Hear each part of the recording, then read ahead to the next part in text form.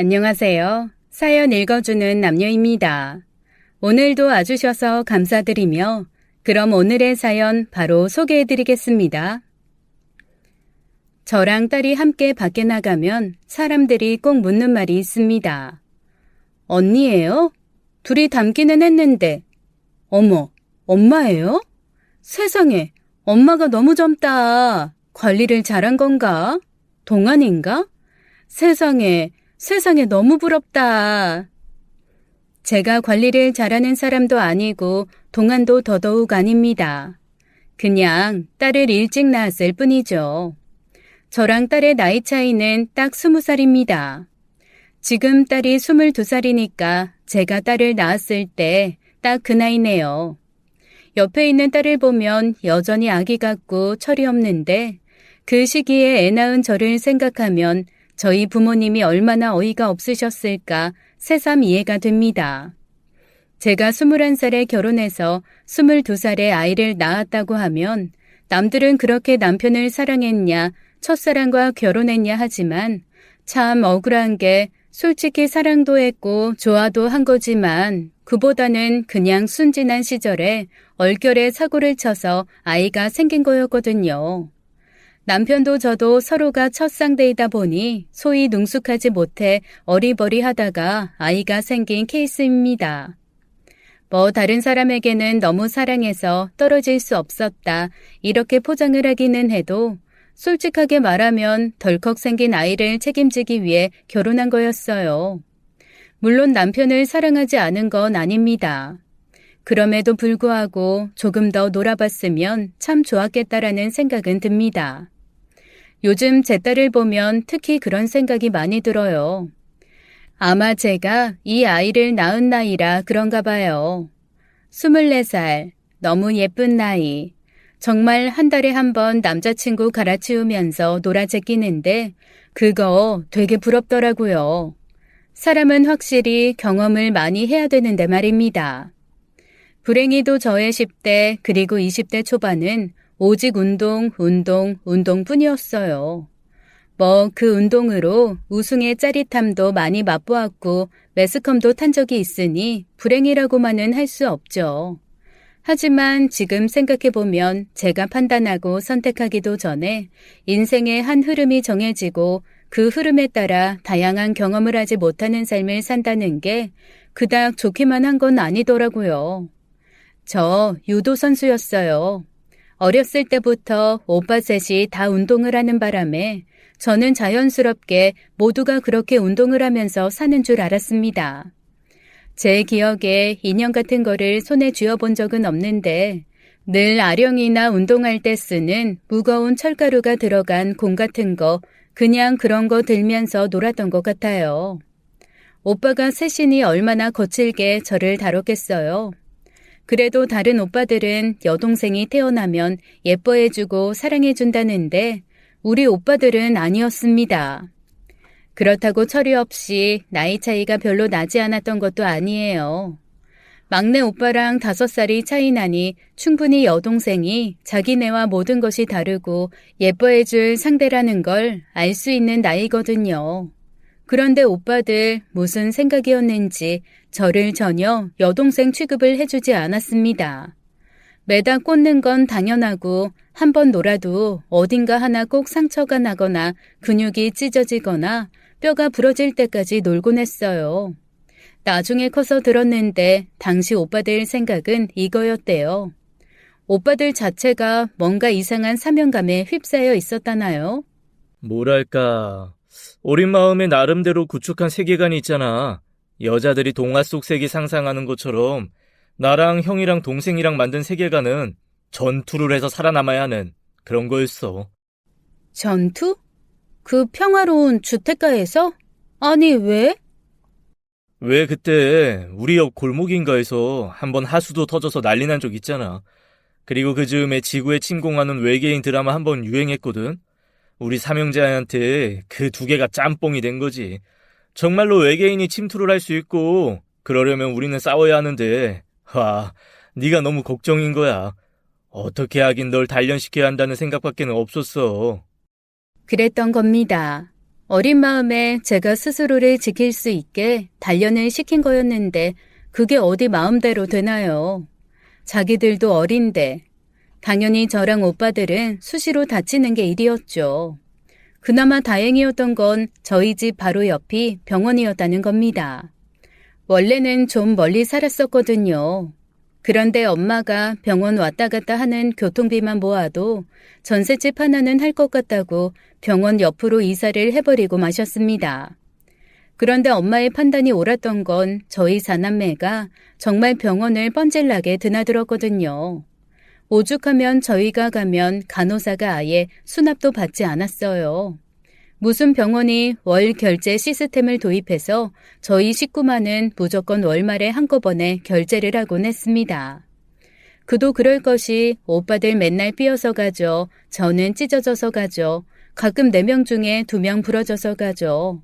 아주 남들이 보면 아동학대라고 신고 들어갈까봐 걱정된다고 하실 정도였으니까요. 그렇게 자라다 보니 자연스레 운동이 제 인생이 되고 일상이 되었습니다. 오빠들한테 하도 맞고 자라서 그런지 맷집도 좋았어요. 오빠들 공격 피하느라 자연스레 낙법도 배우지 않았는데 몸에 익혔고요. 처음 유도를 시작했을 때 사범님들이 모두 드디어 전국을 제패할 인재가 나타났다고 박수를 다 치셨다니까요.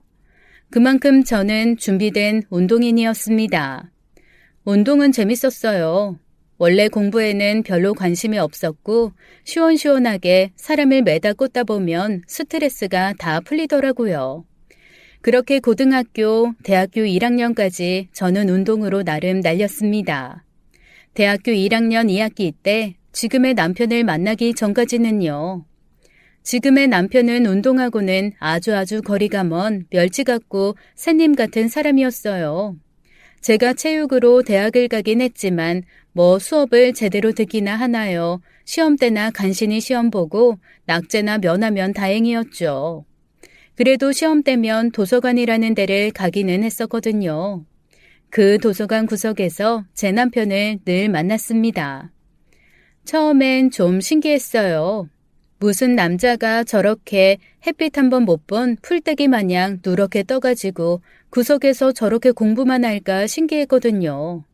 보통 남자들 그래도 농구장에서 농구공이라도 들고 뛰고 밖에서 바람이라도 쐬는데 항상 제 남편은 언제 가든 독서실 제일 끝에 앉아서 사각사각 혼자 뭔가 공부를 하고 있었습니다. 나중에 사귀고 나서 들어보니 햇빛 알러지가 있는 사람이더라고요. 그러니 드라큘라 마냥 햇빛 안으로는 구석에 처박혀서 공부만 할 수밖에요. 그렇게 시험 기간에만 한 번씩 마주치다가 1학년 2학기 때 우연히 수업도 같이 듣게 되었습니다. 교양 과목이었지만 패스하지 않으면 그 다음 학기에 또 들어야 하는 끈질긴 수업이었죠. 하지만 출석이나 간신히 했지 그 과목까지 공부할 시간적, 정신적 여유는 없더라고요. 결국 시험을 앞두고 누군가의 도움을 받아야 했습니다. 이상하게 저한테 노트를 빌려줄 수 있는 사람은 어쩐지 그 사람밖에 없다는 생각이 들었어요. 그래서 처음 말 건 게 노트 좀 빌려달라는 거였습니다. 또 순순히 빌려주더라고요. 제가 그때 왜 노트 빌려줬냐고 물었더니 나중에 남편이 이렇게 대답하더라고요. 안 빌려주면 맞을 것 같아서. 에? 그건 무슨 말이야? 맞을 것 같았다고? 생각해봐라. 덩치가 산만한 여자애가 와서 대뜸 손 내밀면서 노트 좀 빌려줘봐. 복사하고 줄게. 이러는데 거기서 싫다는 말이 나오냐? 아니, 그럼 나한테 호감 있고 그래서 빌려준 게 아니라는 거네? 솔직히 호감이 있고 뭐 그런 비주얼은 아니었지. 안 그래? 와, 완전 속았네. 그러는 너는 내가 좋아서 나한테 노트 빌려달라고 한 거지? 솔직히 말해? 뭐야, 아니야. 독서실에서 만난 나 보다가 혼자 짝사랑한 거 아니었어? 아니야. 그냥 만만해서 빌려달라고 했어. 거기 다 뭔가 애들이 쌀쌀 맞고 얄밉고 자기 것만 챙기게 생겼는데 당신은 좀 만만하더라고. 와씨, 세상에. 아니, 만만하다니. 남편이 좀 어이없어 했지만 사실이었습니다. 다들 얌체처럼 절대 자기 기록 안 빌려줄 것 같았는데 남편은 그냥 아무 생각 없이 노트 빌려주고 나중에 돌려달라는 말도 안 할 사람처럼 보였거든요. 어쨌건 만만함과 두려움, 각각 처음에 가졌던 감정은 달랐지만 저희는 이후에 조금씩 빠져들기 시작했습니다. 둘 다 첫사랑이었고 첫 여자, 첫 남자였죠. 그렇게 아무것도 모르는 순진한 처녀총각이 대뜸 첫 번부터 사고를 거대하게 쳤던 거였어요. 그렇게 중간고사쯤에 만난 저희는 기말고사쯤에 아기를 갖고 그 다음에 저는 그닥 미련도 없었던 학교를 그만뒀습니다. 다음 해에 아이 낳기 전에 결혼식을 올린 후 바로 전업주부의 길로 들어섰죠. 모두가 기절할 커플이었어요. 일단 제 동기들, 남편의 동기들은 저희가 결혼 발표를 하자마자 다들 벙어리가 되었습니다. 그리고 눈만 꿈뻑꿈뻑 하면서 저 한번 봤다가 남편 한번 봤다가 저를 위에서 아래로 한번 훑었다가 남편을 위에서 한번 훑었다가 하더라고요. 그러면서 저희한테 한 첫마디가 참 가관이었습니다. 거짓말이지? 혹시 오늘 만우절이야? 아니면 뭐 실험하거나 그러는 거야? 너희 둘이 그러니까 결혼을 한다고? 아이를 가졌다고? 농담하는 거야, 무슨 소리야? 저희 부모님이랑 시부모님도 마찬가지였어요. 특히 저를 처음 만난 시부모님은 자기 아들과 너무나도 이질적인 분위기의 저를 보며 내내 아무 말씀도 하시지 못하고 고개만 갸웃거리셨습니다. 굳이 묘사를 하자면 미녀와 야수 같은 느낌인데 제가 야수 쪽이고 남편이 미녀 쪽이니 당연히 시부모님으로서는 고개가 갸웃갸웃할 수밖에 없었죠. 나중에 시어머님이 슬그머니 저한테 이렇게 물어보실 정도였습니다. 저기 아가씨, 미안한데 정말 솔직히 말해줘요. 혹시 우리 아들이 돈 빌렸어요? 네? 돈이요? 무슨 돈이요? 아니, 혹시 아가씨한테 큰 빚을 졌는데 그걸 몸으로 때워야 한다거나 그런 게 아닌가 해서. 만약에 그렇다면 우리가 그 돈을 어떻게 해서든 마련해서 갚아줘야 하니까. 혹시 돈 때문에 뭐가 협의에 의해 지금 결혼을 한다고 하는 건지. 그런 거 아니에요. 저희 서로 사랑하는데요. 저 아기도 가졌어요. 그러니까 정말로 우리 애랑 아이를 만든 거라는 거예요? 그럼요. 저 사람이 처음이에요. 아니, 그건 그럴 수 있는데, 그러니까 정말로 우리 아들이랑 서로 사랑을 해서 서로가 좋아서 결혼하는 거라고요? 네, 저희 정말 서로 사랑해요. 제 대답을 듣고 황당함에 빠진 시어머니의 얼굴을 저는 지금도 잊을 수가 없습니다. 결혼 후에도 제가 시어머니한테 그걸 가지고 한참 놀리기도 하고 투덜거리기도 했어요. 어머님, 그때 제가 빚 받으러 와서 협박하는 줄 아셨던 거 저 아직 안 잊고 있거든요? 야, 그건 네가 이해를 좀 해줘야 돼. 우리 아들보다 덩치가 3배나 큰 여자가, 우리 아들 좋다고 결혼하겠다고 그러는데 그럼 내가 의심을 하지 않았니? 나는 그때 황당했던 거 생각하면 세상에 솔직히 말하면 그래도 너는 뭔가 사람 꼴이기는 했잖니. 운동해서 건강하기도 했고. 그런데 네 남편 여자친구는커녕 제대로 사람 구실이나 하겠나 싶게 비리비리한 애였는데 걔가 갑자기 여자 임신시켜서 소개했다고 생각해봐. 결국 제가 이상했던 게 아니라 어머니 아들이 남자 구실했다는 거 그게 안 믿어지셨던 거네요. 뭐 솔직히 말하면 그렇지. 애기 때는 저거 입이나 때려나 하면서 키우고 학교 다닐 때는 저거 졸업할 때까지는 살려나 하면서 키우고 대학 가서는 졸업하고 취직은 하려나 하면서 보고 있었는데 아이고 손주만 들어올 줄은 누가 알았니? 아이고 나는 얘 그때 생각만 하면 지금도 진땀이 흐른다. 몰라요, 어머님. 어쨌거나 저 아직 서운한 거 안 풀렸어요. 이런 농담을 할 정도로 저와 시어머니는 친하게 지내고 있습니다. 남편도 참 성실하고 고마운 사람이에요. 얼결에 군대도 가기 전 대학교 2학년 올라갈 때쯤 아빠가 된다는 사실을 알기는 했지만 그때부터 지금까지 너무나 성실하게 함께하고 있습니다. 저랑 남편은 너무 일찍 만나고 서로가 서로에게 첫 여자, 첫 남자여서 그런지 사실 비밀이 별로 없어요. 남편은 정말로 얘기를 들어보면 비밀이 하나도 없고 딱 하나 저는 남편한테 숨기고 있는 비밀이 하나 있습니다. 바로 남편을 만나기 전 대학교 1학년 1학기 때 있었던 일이에요. 새내기였던 그 시절 제 마음에 들어왔던 남자가 딱 하나 있거든요. 그때 전국대회 재패를 하고 한창 제가 살짝 방황을 할 때쯤이었습니다. 일단 운동으로 학교에는 들어왔는데 제가 꿈꾸던 캠퍼스 라이프는 아니었어요. 고등학교 때와 전혀 변한 것이 없는 생활이었거든요. 수업은 제대로 듣지도 못하고 꾸미는 건 더더욱 할 수 없고 그저 똑같이 훈련하고 대회 나가면서 시간만 보내는 느낌이었습니다.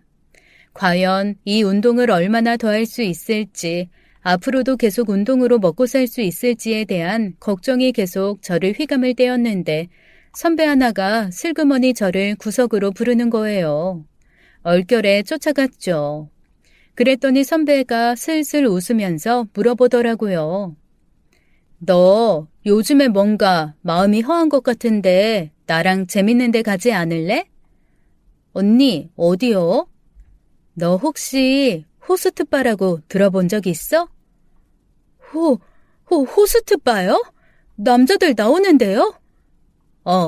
얼마 전에 내가 시합 끝나고 한번 가본 적 있는데 거기 신세계더라. 정말 너무 재밌어. 거기 가서 뭐 하는데요? 거기 뭐 하는 데인데요? 뭐 별거 안 해. 그냥 남자들이 여자들 데리고 술 먹는 것처럼 여자들이 남자들 데리고 술 먹는 거야. 그런데 나름 재밌어. 솔직히 말해서 약간 우리는 남자들이 좀 무서워해서 연애하기 힘들잖아. 근데 거기 있는 애들은 우리를 굉장히 여자처럼 봐주고 접대도 잘해주고 뭐 원하면 연애 비슷한 느낌도 가질 수 있고 여튼 재밌어. 그럼 같이 자기도 해요? 연애하는 느낌이라면서요. 에이, 그거는 자기 선택이야. 안 자면 되지. 그리고 그냥 술 마시고 노는 게 더 재밌어. 가볼래? 제가요?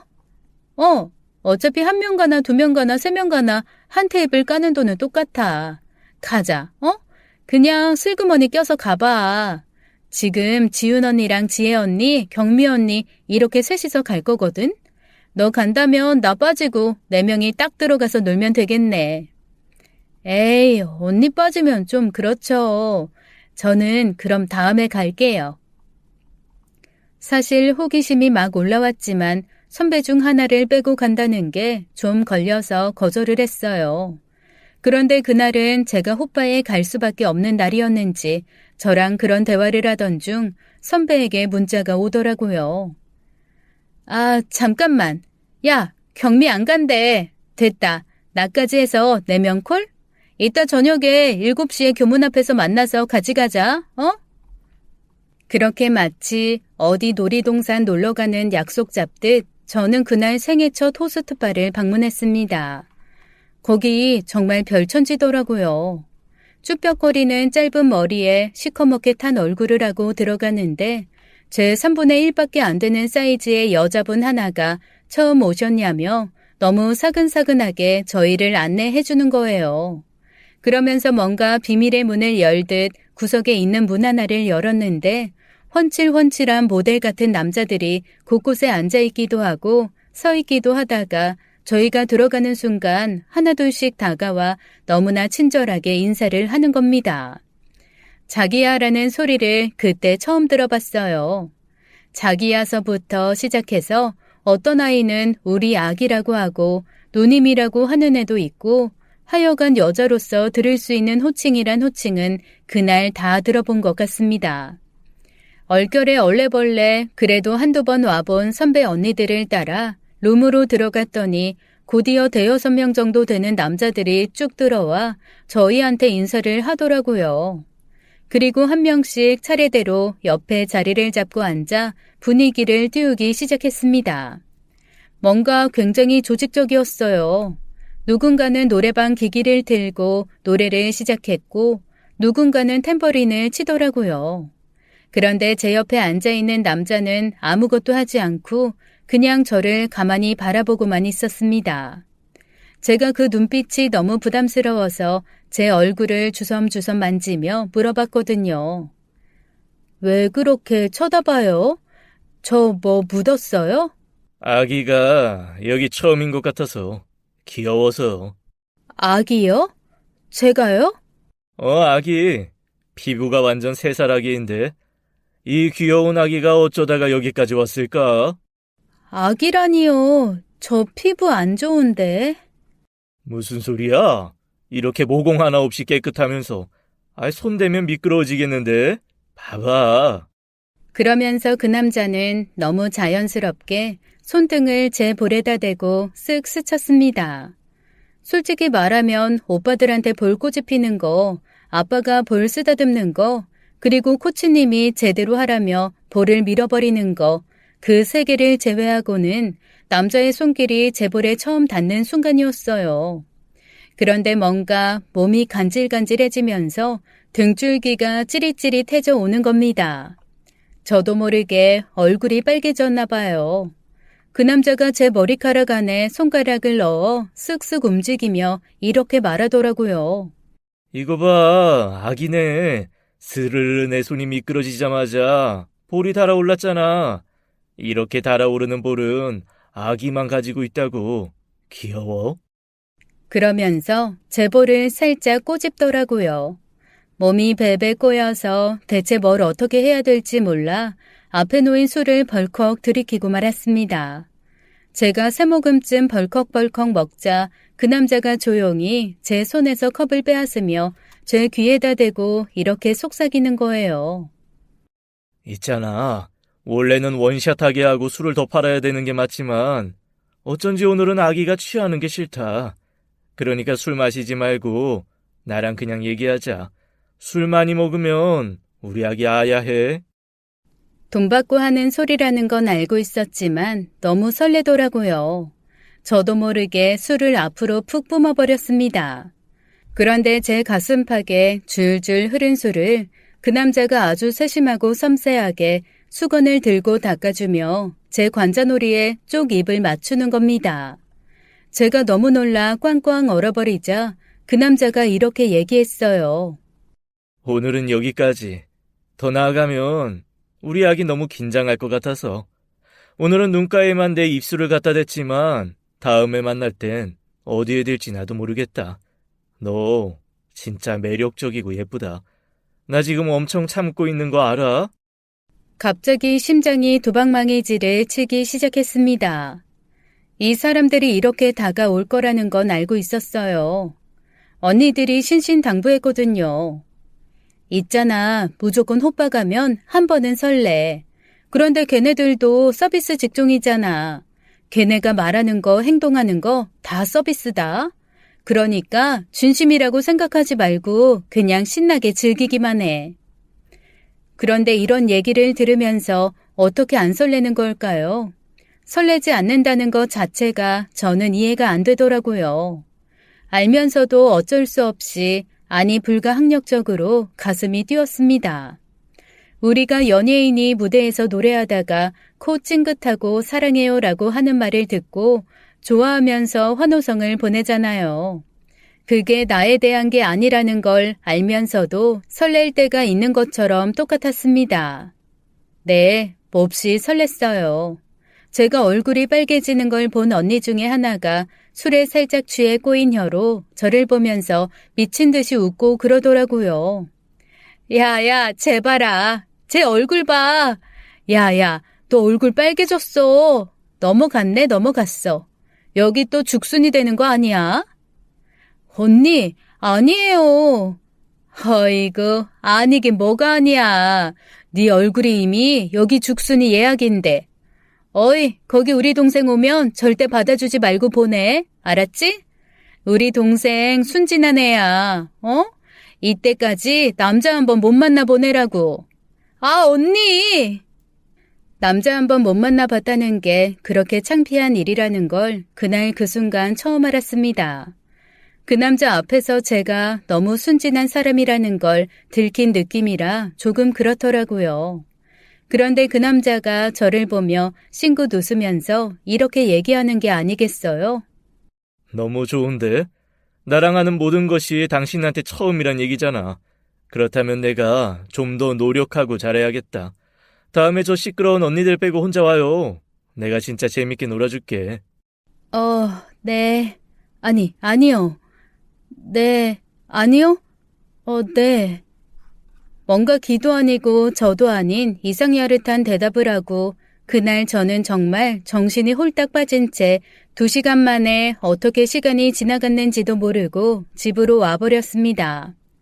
그런데 집에 온 순간부터 제 마음이 선덕선덕하니 이상한 느낌인 거예요.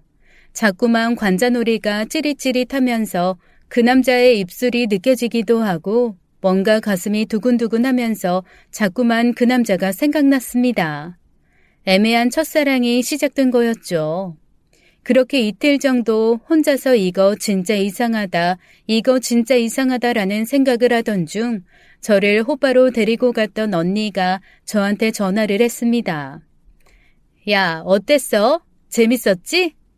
네, 언니. 신기하고 재밌던데요? 나도 그때 엄청 마시고 그때 같이 갔던 애들이 너무 취해가지고 난 무슨 일이 벌어졌는지도 모르겠더라. 야, 어때? 이번 주에 한 번 더 콜?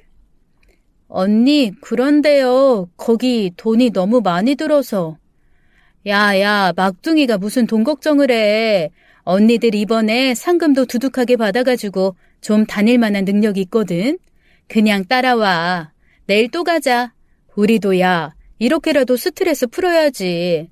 대학교 교정 다니는 남자들 중에 우리한테 예쁘다고 해주는 사람이 없잖아. 거기서라도 예쁘단 소리 들어서 채워야지.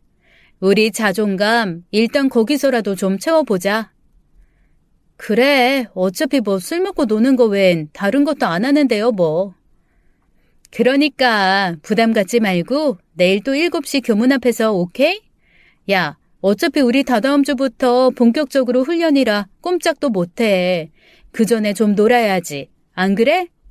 네, 언니. 그렇게 저는 두근거리는 마음을 갖고 난생 처음 화장품 가게를 갔습니다.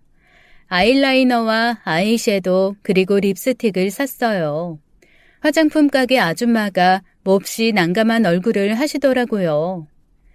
저기 학생, 이게 그러니까 색조를 사기 전에 먼저 피부 화장품을 먼저 사야 될 것 같은데 얼굴이 조금 까맣고 얼룩덜룩해서 일단 파운데이션이랑 파우더부터 쓰는 게 어때요? 에? 그게 뭐예요? 그게 뭐냐고? 대학생이라며 화장품 아무것도 몰라? 네, 관심이 없어서. 아이고, 일단 이거 써보고 찬찬히 시작해보자. 혹시 지금 손에 든 거 그거는 어떻게 쓰는지 알아요? 쓸 줄은 알아?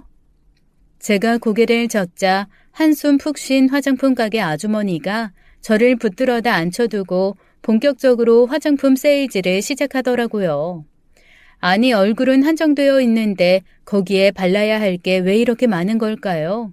그래도 다 필요하다는 얘기를 듣고 저는 처음으로 제 돈으로 화장품을 한 보따리 사서 집으로 돌아왔습니다.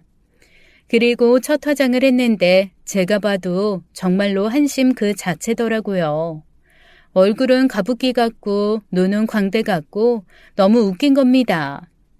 결국 세수를 몇 번씩 하고 화장을 지웠다 다시 했다 지웠다 다시 했다 하며 그나마 그래도 좀 덜 귀신 같고 사람 같은 꼴이 된 후 선배 언니를 만나러 나갔어요. 선배 언니가 저를 보고 포복절도를 하더라고요. 야, 뭐야? 너 화장했어? 호빠 간다고? 아니요. 그래서 한 건 아니고요. 저도 화장 좀 해보고 싶어서요. 그런데 언니, 저 이상해요? 아니, 그러니까 이상하다는 걸 넘어서서 뭔가 되게 이상해. 아, 언니, 저 그래도 한번 화장해보고 싶어서 한 건데. 괜찮아, 괜찮아. 어두우면 안 보일 거야. 일단 늦었어. 가자. 그렇게 언니와 함께 저는 생애 2번째 호스트바를 갔습니다. 그런데 제 옆에 앉았던 남자 외에는 다 다른 남자들이더라고요. 제가 언니한테 슬그머니 귓속말을 했습니다. 언니, 그때 그 사람들이 아닌데요? 그랬더니 언니가 저를 툭 치면서 얘기하더라고요. 야, 우리처럼 돈 없는 애들은 지명 못해. 지명이요? 지명이 뭐예요? 내가 원하는 남자 돈 주고 부르는 거. 지명한다 해서 지명. 우리는 그냥 와가지고 놀면서 술이나 마시고 가는 거라 그냥 그때그때 시간 되는 사람 들어오는 거야. 근데 그때 네 옆에 있었던 사람, 저 사람은 어떻게 또 들어왔네? 저 사람이 지금 시간이 됐나 보죠 뭐. 그래? 그럴 리가. 나름 잘 나가는 에이스라고 그랬는데. 여튼 너 운도 좋다 야. 시스템을 하나도 모르는 저는 그냥 어리버리하게 또 그 남자 옆에 슬그머니 앉았습니다. 그 남자가 제 옆에 바짝 다가앉더니 어깨에 손을 슬쩍 올리더라고요. 저는 또 나무토막처럼 몸이 굳어버렸죠. 왜 이렇게 긴장해? 나 오늘 되게 여러 곳에서 지명 있었는데 너 온다고 그래서 그거 다 뿌려치고 일부러 여기 들어온 건데. 진짜요? 왜요? 그리고 저 어떡하죠? 저 지명할 돈이 없는데. 무슨 소리야? 내가 좋아서 왔다니까. 내가 좋아서 왔는데 무슨 지명비가 필요해. 그런 말하면 나 서운해. 아, 미안해요. 서운하게 해서. 매력 있는데? 날 서운하게 하는 여자? 네? 매력이요? 너 매력 있어. 몰랐어? 그러면서 그 남자가 제 눈을 뚫어지게 쳐다보면서 씩 웃었습니다. 저도 모르게 너무 놀라서 눈을 꼭 감고 말았어요. 그런데 그 순간 제 입술에 뭔가 촉촉한 것이 슬쩍 닿았습니다. 그 남자의 입술이었죠. 제 첫 키스는 그렇게 호스트바에서 만난 남자가 가져가고 말았습니다. 너무 놀라서 키스를 하던 중 제가 눈을 번쩍 떴어요. 그러자 그 남자가 저를 보고 씩 웃으면서 이렇게 얘기하더라고요. 내가 너의 처음 다 가져간다고 했잖아. 오늘은 여기까지야. 우리 첫 키스 꼭 기억해. 그러면서 저에게 술을 조금 따라서 주더라고요. 그 남자의 입술에서 나던 은은한 복숭아 향, 그리고 그 뒤를 이어져 들어오던 쓴술. 그게 아주 오랫동안 제 머릿속과 입술에 남아 있었습니다. 혹시 같이 갔던 언니들이 보진 않았을까 눈치가 보여서 쓱 돌아봤는데 언니들은 이미 저 따위는 안중에도 없이 신나게 놀아 제끼고 있더라고요. 무슨 춤 못 추고 노래 못 불러서 걸신 들린 사람들이 모인 것처럼 흔들어 제끼고 놀고 뒤집고 난리가 났습니다. 그 시끄러운 와중에 저와 그 남자 주변에만 음악도 없고 다른 소리도 없는 고요함이 감싸고 있는 것 같았어요. 그 남자는 제 어깨에 팔을 두른 채 귀에다가 바짝 입술을 갖다 대고 가만가만 속삭였습니다. 나 사실 올해 20살이야. 여기서 일한 지는 6개월 정도 됐고. 진짜? 나랑 동갑이네? 그렇게 안 보이는데? 나 처음에 너 들어왔을 때 미성년자인 줄 알고 신고할 뻔했잖아. 그게 무슨 소리야. 나 대학생인데. 좋겠네. 나도 대학 다니고 싶었는데. 왜? 무슨 안 좋은 사정이라도 있었어? 그야 뭐 뻔한 사정이지. 아빠는 알코올 중독자에 엄마는 도망가고 할머니랑 삼촌 손에 컸는데 미친 듯이 맞고 자라서 더 이상 집에 있을 수도 없고 그러는 거 있잖아. 어른이 되자마자 뛰어나와서 돈은 벌어야 해서 이렇게 여기서 술 따르고 있지. 뭐 그냥 그런 사연이야. 그랬구나. 생각보다 돈 벌기가 쉽지가 않더라고. 여기저기 찾다가 여기 정착한 거야. 그래도 여기 오래 있을 생각 없어. 얼른 돈 많이 벌어서 정리하고 내 사업하려고. 무슨 사업하고 싶은데? 나는 예쁜 게 좋아. 그래서 꽃장사하고 싶어. 무척 의외였습니다. 남자가 꽃장사를 하고 싶다는 것 자체가 저한테는 너무 생경한 일이었거든요. 궁금증이 확 올라왔습니다. 그래서 또 물어봤죠. 무슨 꽃장사를 하고 싶은데? 화원 같은 거 얘기하는 거야? 아니면 농장? 아니, 화원은 아니고 그냥 꽃을 다루는 직업. 꽃 도매상도 좋고 꽃 시장에서 일하는 것도 좋고 내가 농장 가질 수 있으면 그게 제일 좋지.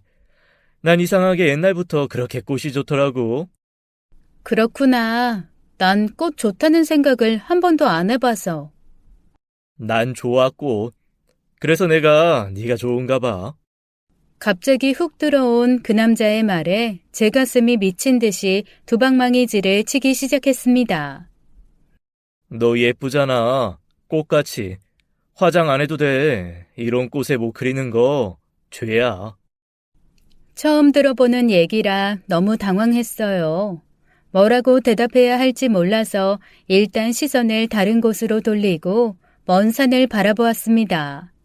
그러자 그 남자가 손으로 가만히 제 얼굴을 돌려 자기와 눈을 마주치게 하더라고요. 얼굴에 손이 잡혀 있으니 시선을 다른 곳으로 옮길 수도 없고 어쩔 수 없이 빤히 마주보는 형태가 되었습니다. 다른 사람들은 정말 숨어있는 예쁜 꽃을 못 봐. 그런데 진짜 예쁜 꽃은 땅 속에 오래오래 씨앗인 채로 숨어있다가 갑자기 활짝 피는 그런 꽃이야. 넌 그런 꽃인 것 같아.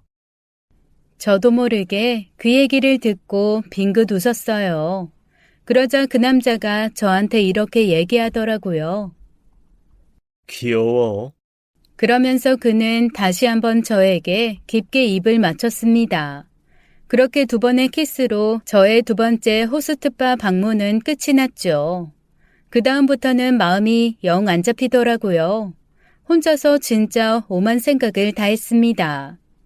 혹시 엄마 아빠가 제가 호스트바 다니는 남자랑 사귀고 결혼하겠다고 하면 저를 용서하실까라는 생각에서부터 시작해서 호스트바 남자랑 사귄다는 건 어떤 걸까라는 것까지 떡줄 사람은 생각도 않는데 김칫국부터 미친 듯이 마신 거죠. 그렇게 두 번째 호스트바를 갔다 오고 또 그 언니가 언제 호스트바를 가자고 하나 가슴 설레며 기다리고 있는데 일주일 정도 지난 뒤에 언니가 한 번 더 가보지 않겠냐고 하더라고요. 얼른 승낙했죠. 그리고 꽃집으로 달려가 손바닥만한 작은 꽃다발을 하나 만들었습니다. 꽃을 좋아한다는 그 남자에게 꽃다발을 전해주고 싶었거든요.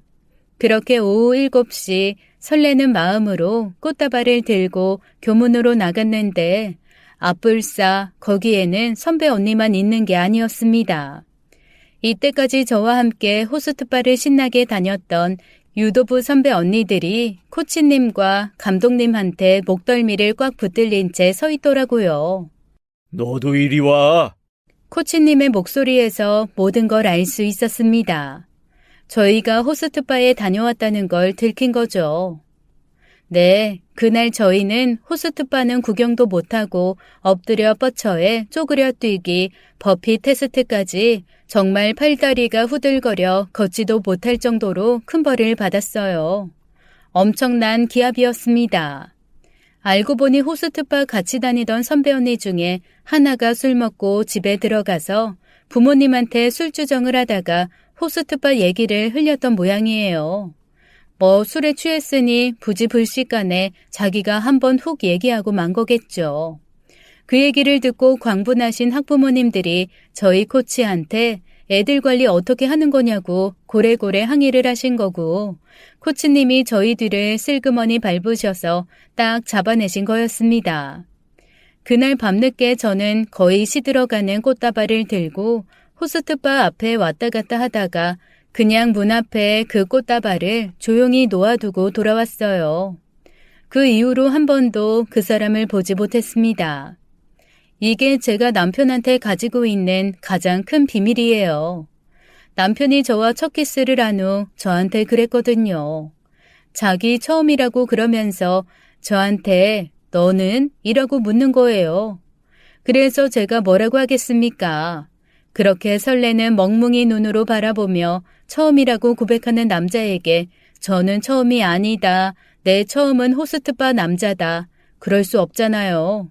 그래서 처음이라고 대답했죠 뭐. 서로가 서로에게 처음이라는 걸 확인한 남편이 얼마나 행복하고 충만한 얼굴을 하던지 차마 그 이후에도 양심 고백을 하겠다는 저의 신념대로 네가 첫 번째가 아니다. 나의 첫 키스 상대는 아주 노련하고 능수능란한 호스트바 선수였다는 얘기를 도저히 못하겠더라고요. 사실 뭐든 솔직한 게 좋다는 게 제 신조였지만 이것만큼은 모르게 넘어가는 것이 맞겠다는 생각이 강하게 들었습니다. 그래도 키스 외의 첫 경험은 전부 제 남편이니 그것만으로도 그냥 괜찮다는 생각을 한 걸 수도 있어요. 하지만 살면서 한 번씩 제가 그 호스트바 앞에 갖다 놨던 꽃을 어디선가 볼 때나 동네 화원을 지나갈 때 저와 비슷한 나이 또래의 사람이 화원을 하는 걸 보면 한 번씩 이름도 모르는 그 호스트가 생각이 나곤 했습니다. 어쨌거나 저희 둘이 얼결에 사고쳐서 낳기는 했지만 딸은 사고 한번 치지 않고 성실하게 잘 커주었어요. 어린 부모를 배려하려고 그랬는지 신생아 때도 통으로 잠을 자주고 이유식도 밥도 가리는 거 없이 잘 먹었습니다. 분리불안도 없었고 아무한테나 덥석덥석 잘 안겨서 놀았고요. 그 덕에 저는 남들이 고생한 거 반도 안 하고 아이를 키운 것 같습니다. 그런데 어른들이 그러신 적이 있거든요.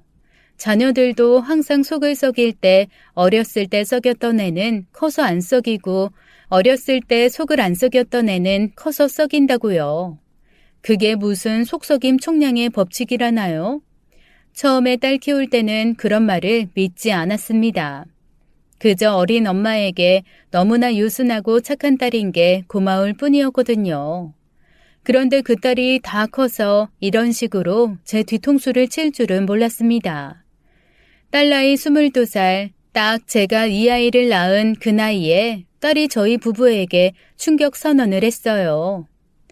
나 결혼할래. 남편이 밥을 먹다 훅 뿜을 정도로 놀랐습니다. 무슨 소리야? 결혼이라니. 너 이제 20살 좀 넘었어. 아니 대학을 안 간다는 건 이해를 했다. 그거야 뭐 네가 선택할 수 있는 문제니까. 너 네일 아트로 제대로 성공하고 싶다며. 조만간 가게 낼 거라며. 갑자기 결혼이라니? 너 남자친구 있어? 혹시 너 아기 가졌어? 아니야, 그런 거. 남자친구랑 나이 차이가 좀 많이 나. 근데 그 사람 더 늦어지면 결혼 안 될 것 같아서 나 그 사람이랑 결혼하고 그 다음에 가게 내고 하려고. 아니 나이 차이가 얼마나 나길래? 그 사람 올해 42이야. 저랑 남편은 밥 먹던 숟가락을 털썩 떨어뜨릴 수밖에 없었습니다. 42이면 저하고 동갑이고 남편하고 2살 차이 나는 거거든요. 항상 딸한테는 뭐든지 오냐오냐 했던 남편이 그날만큼은 정말 벼락같이 화를 내며 버럭버럭 소리를 지르더라고요. 정신이 있냐 없냐서부터 시작을 해서 네가 아빠 나이 남자랑 결혼한다는 게 말이 되냐까지 저도 남편 말이 맞다고 생각을 했습니다. 도저히 말이 안 되는 짓을 이 아이가 하겠다고 하는 거니까요. 하지만 딸은 너무나 확고했어요. 그래서 제가 물었습니다. 대체 얼마나 만난 거냐고요. 고작 6개월 만났다고 하더라고요. 1년도 아니고 6개월을 만나고 결혼을 생각하냐는 말에 딸은 계속 상대 남자 나이를 얘기하면서 더 늦기 전에 이 사람과 결혼해서 아이도 낳아서 키우고 싶고 가정을 이루고 싶다는 겁니다. 뭐 하는 남잔데? 제가 너무 한심해서 한숨을 푹푹 쉬며 물었어요. 식물 행상? 식물 행상? 식물 행상이 뭐야? 그런 직업도 있어? 그러자 딸이 대답이 없더라고요. 난생 처음 들어보는 직업 이름에 제가 계속 해물었더니 그제서야 한숨을 푹 쉬면서 딸이 얘기하는 겁니다.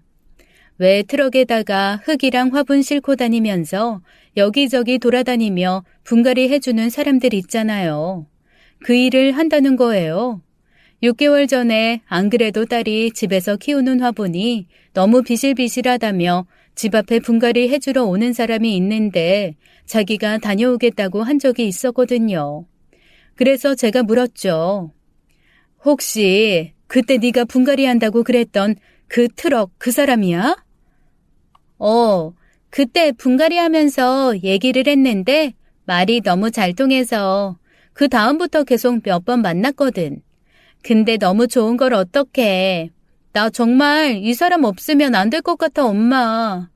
있잖아. 너무 내 말도 잘 들어주고 나랑 너무 잘 통해. 그리고 진짜 여자 마음을 잘 알아. 나 솔직히 말하면 고등학교 때부터 연애 많이 해봤거든? 근데 이 남자만큼 내 마음 잘 알아주는 사람 만나본 적이 없어. 진짜 너무너무 훌륭한 사람이야. 엄마, 그냥 만나만 주면 안 돼? 딸이 그렇게 얘기하는데 갑자기 정신이 아득해져 왔습니다. 저랑 다르게 예쁘장하게 생긴 데다가 자기 아빠 닮아서 몸도 가늘고 모델처럼 늘씬한 제 딸, 제 자랑이었거든요. 어렸을 때부터 패션과 미용에 관심이 많은 것도 알고 있었고 남자친구 쏠쏠하게 만나는 것도 알고 있었습니다. 그런데 이렇게 일찍 결혼을 하겠다고 난리칠 줄은 꿈에도 생각을 못했죠. 그래도 어떡합니까? 딸이 좋다 그러고 같이 살고 싶다는데 일단 만나는 봐야겠다 싶어서 그럼 약속이나 잡으라고 했습니다. 사실 저도 그렇게 해서 결혼했지만 잘 살고 있으니까요. 그런데 남편은 저한테 그러더라고요. 나는 눈에 흙이 들어가기 전에, 아니, 이 지구가 망하기 전에는 그 자식 절대 볼 일 없고, 만약에 그 놈이랑 결혼하면 결혼식장에도 안 갈 거야. 딸 하나 없는 셈 칠 거니까 아예 알아서들 해. 당신이 만나고 말고는 당신 마음인데 나한테는 일절 아무 말도 하지 말어. 하나밖에 없는 딸 애지중지 키웠는데 그런 딸이 자기랑 몇 살 차이도 나지 않는 트럭 장수 남자한테 시집을 가겠다고 하니 남편도 당연히 부하가 치밀어 올랐겠죠. 하지만 저는 그래도 딸을 설득할 수 있으면 설득해야 하고 그러려면 그래도 제가 남자를 한번 만나봐야겠다는 생각을 했습니다. 그렇게 딸과 함께 남자를 만날 날을 잡고 고민에 빠졌어요. 대체 나이 차이도 별로 안 나는 이 남자를 만나면 내가 대체 어떻게 대해야 될까라는 고민이었습니다. 장모로서 대해야 하는 건지 아니면 비슷한 나이 또래 친구로 대해서 네가 이럴 순 없지 않냐고 동년배의 마음으로 설득을 해야 되는 건지 판단도 안 서더라고요.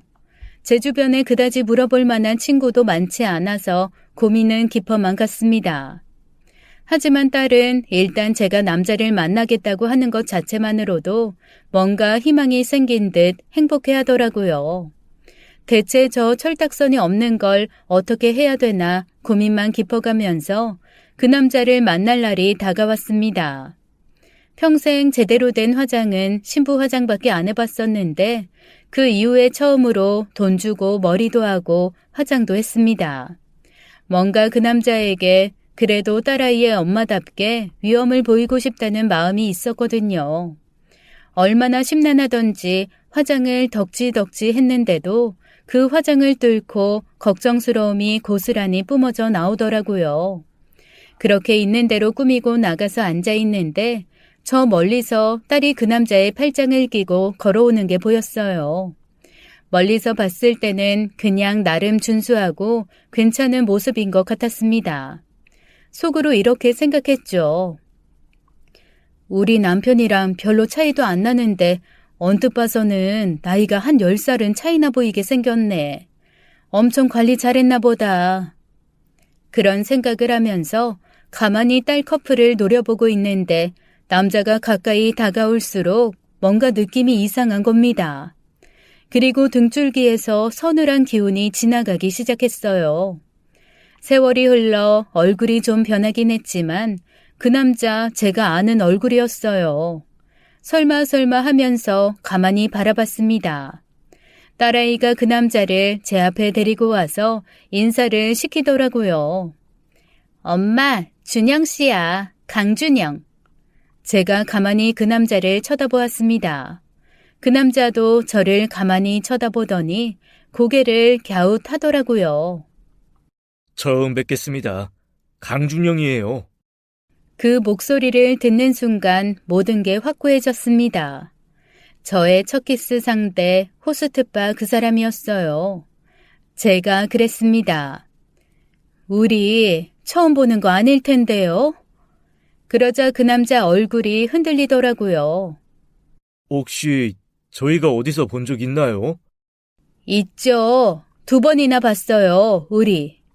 어디서, 혹시 제 손님이셨나? 분갈이 하러 오셨었나? 아니요, 그건 아니고. 그럼 어디서 배웠죠? 사실 저도 좀 얼굴이 눈에 익어서요. 20년 전에 만났어요, 우리. 그러자 남자 얼굴이 하얘졌습니다. 20년 전이면 본인이 호스트바에서 일하던 시절이니 당연히 20년 전이란 말에 얼굴이 하얘질 만했죠. 20년 전이요? 달 항아리 주점 7번 룸 첫 키스 기억 안 나요? 그제야 남자가 저를 천천히 보다가 벌떡 일어나서 버럭 소리를 질렀습니다. 혹시 그때 그 유도부? 딸은 이게 대체 무슨 소리인가 싶어 어리둥절한 얼굴로 저와 그 남자를 왔다 갔다 하면서 보고 있더라고요. 저기요. 저 누님. 누님은 무슨? 동갑끼리 누님이 어딨어? 그러면서 저는 바로 풀스윙으로 그 남자의 뺨을 후려 갈겼습니다. 야, 이 양심도 없는 놈아. 너 내 딸 좋아해서 지금 만나는 거 아니지? 아니, 그게 그러니까. 이 손 좀 놓고 말해요. 팔 부러지겠어. 자기야, 이게 무슨 일이야? 물색 없이 못난 제 딸년이 그 사람한테 자기야라고 부르며 어리둥절해하는 모습을 보니까 더 열이 받더라고요. 솔직히 말해, 너 지금 내 딸한테 왜 접근한 거야?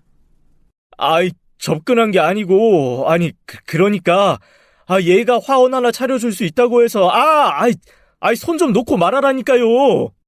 그제야 제 딸의 얼굴이 하얗게 변했습니다. 제가 물어봤어요. 너 얘한테 화원 차려준다고 그랬어? 아니, 그냥 지나가는 말로 엄마 아빠 작은 건물 있는데 거기 1층 상가 자리에서 나 네일샵 할 거라고 그 옆에서 화원 정도 해도 되지 않겠냐고 말한 적은 있는데 차려준다고 한 적은 없어. 진짜야, 엄마. 이 새끼 이거 여전히 여자한테 빨대 꽂아서 사는 새끼로구만. 너 오늘 내가 허리 꺾어버린다 진짜. 엄마, 그런데 이 사람 어떻게 알아? 엄마 대학교에서 유도부 할 때 호스트바로 회식 간 적 있었는데 그 호스트바에서 엄마 옆에 앉아있던 남자야. 딸이 털썩 주저앉아 멍한 얼굴로 저와 그 남자를 동시에 쳐다보았습니다. 사실 그 순간 딸이 남편한테 얘기하면 어떡하나라는 걱정이 들었지만 그거는 저와 남편이 해결할 문제고 어쨌건 저와 남편은 이런 에피소드 따위로 갈라질 사이는 아니니까요. 일단 딸 인생을 구하는 게 중요했죠. 제가 그 남자의 멱살을 잡고 다시 한번 물었습니다.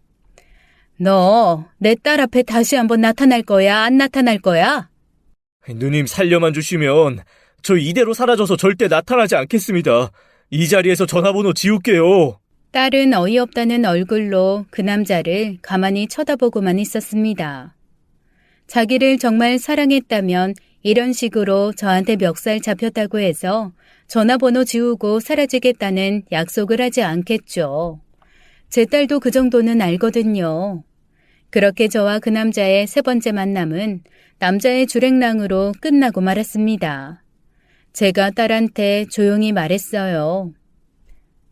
엄마는 네 아빠가 첫사랑이야. 그리고 네 아빠와 모든 게 처음이었던 것도 사실이고. 그런데 호스트바에서 저 남자랑 첫 키스. 엄마, 아무 말도 하지 마. 아무 말도 듣고 싶지 않아. 그냥 엄마랑 아빠는 지금처럼 행복하면 되고 난 그냥 똥 밟았다 생각할래. 그래, 고맙다. 잘 생각했어. 아니, 이제야 좀 알겠네. 어떻게 그렇게 여자 마음 잘 알았는지. 나한테 꽃처럼 예뻐서 자기 꽃 안 팔고 나만 보고 살아도 된다고 했었거든. 그 얘기 20년 전에 나도 들었어. 내가 화장하고 나가면 꽃한테 이런 그림 그리는 거 죄악이라고 지우고 만나자고까지 했었단 말이야. 나도 20년 전에 그 얘기 들었어. 와, 씨, 진짜 어이없네. 성의 없이 레파토리도 돌려막는단 말이야? 어떡하지? 가서 한 대 때려줄까? 엄마, 아빠한테는 잘 말해줄 거지? 그냥 네가 정신 차려서 헤어졌다고 할게. 너도 아빠한테 비밀 지킬 거지? 엄마. 엄마는 얼굴도 못 본 걸로 할게. 엄마, 우리 맥주나 한잔 하고 갈까? 나 오늘 취해도 되지? 그래, 취해라. 오늘 같은 날 네가 안 취하면 누가 취하겠니? 그렇게 저와 딸은 남편에게 문자 하나 남긴 채 새벽까지 함께 친구처럼 술을 마셨습니다. 저의 20여 년 전 불나방처럼 피어올랐던 그 한순간이 제 딸의 인생을 구할 줄 누가 알았겠어요. 이래서 사람은 살아봐야 안다고 하는 모양입니다. 제 이야기는 여기까지입니다. 긴 사연 들어주셔서 감사합니다. 지금까지 사연 읽어주는 남녀였습니다. 끝까지 시청해주신 여러분 감사드리며 저희는 다음 사연으로 돌아올게요. 감사합니다.